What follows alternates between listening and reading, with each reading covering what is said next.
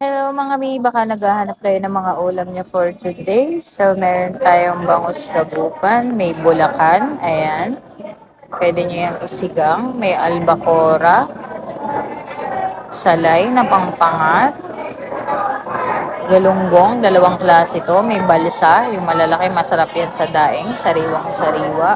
Galunggong na lalaki naman na hindi bumababa ang presyo kahit madami ang volume. Ayan, ganyan. Hipon, same pa rin ang price. Alumahan na parang kabayas, pwede nyo siyang ipaksiw. Ayan, malulutong, maganda. Dalaga, na pwede nyo pang sarsyado. Ayan. Tilapia, prito lang, gata.